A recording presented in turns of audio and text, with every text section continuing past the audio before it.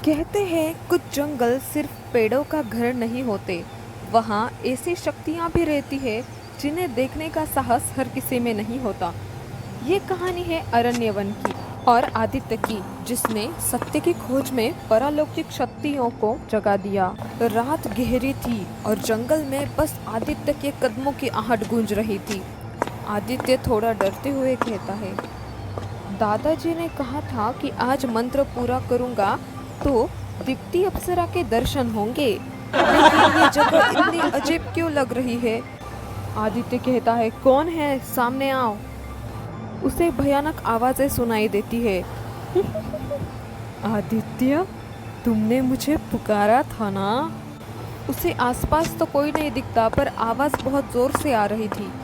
लेकिन वहाँ उसे कोई नहीं दिखाई देता, इसीलिए वो चलते रहता है। और आगे बढ़ते हुए उसे एक बात याद आती है। दादाजी उसे उनके घर में किसी पुरानी किताब के बारे में बात कर रहे थे। दादाजी बताते हैं, आदित्य, ये अप्सरा सिद्धि सिर्फ सुंदरता देखने का साधन नहीं है, ये साधक के मन की परीक्षा है। गलत इच्छा रखने वाला अपनी ही परछाई में फंस जाता है। ये बातों को सुनकर आदित्य कहता है, मैं बस जानना चाहता हूँ कि अप्सरा सच में होती कैसी है, या होती भी है या नहीं। दादाजी उसे चेतावनी देते हुए कहते हैं, बस याद रखना, हर चमक दिव्यता नहीं होती बेटा। आदित्य आगे बढ़ता है और जंगल में एक जगह बैठकर मंत्र पढ़ने लगता है। वो मंत्र पढ़ते रहता है, पर वहाँ पे उसे किसी के आने की आहट सुनाई देती है।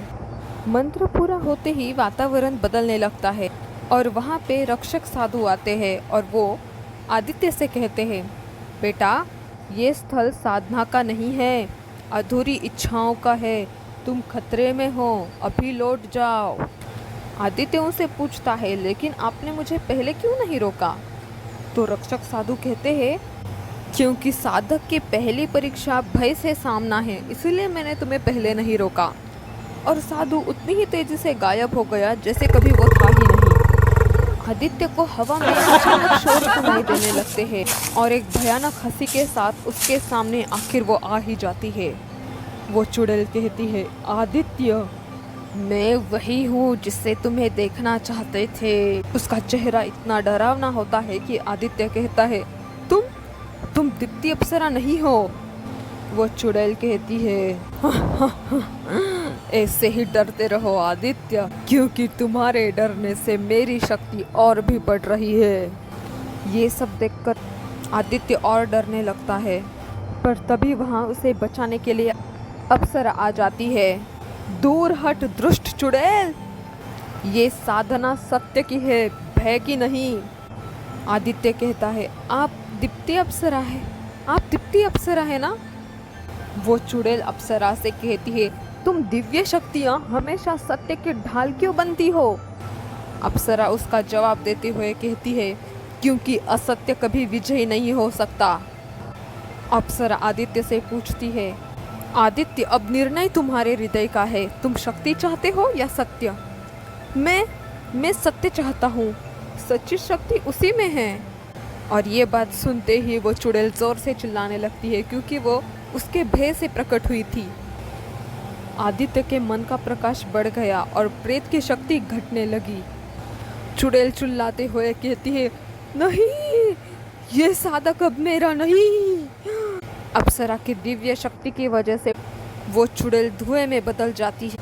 अप्सरा आदित्य से कहती है, तुमने भय पर विजय पाई है, तुम्हें दृष्टि साधना प्राप्त होती है। इसका अर्थ क्या है? अप्सरा उसे समझाती है, अब से तुम सत्य और असत्य का असली रूप देख सकोगे, लेकिन इसका प्रयोग सोच समझ कर करना। अप्सरा उसे बताती है, अब मुझे दिव्य लोक लौटना होगा।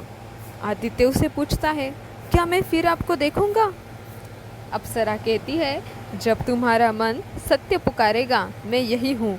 और वो वहाँ से गायब हो जाती है और उसे वहाँ फिर से धुआं दिखाई देता है और उस धुएं में से फुसफुसाहट आती है, साधक, हमारी कहानी अभी खत्म नहीं हुई।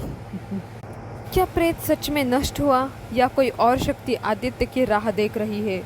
ये सब बातें तो हमें भाग 2 में ही पता चली।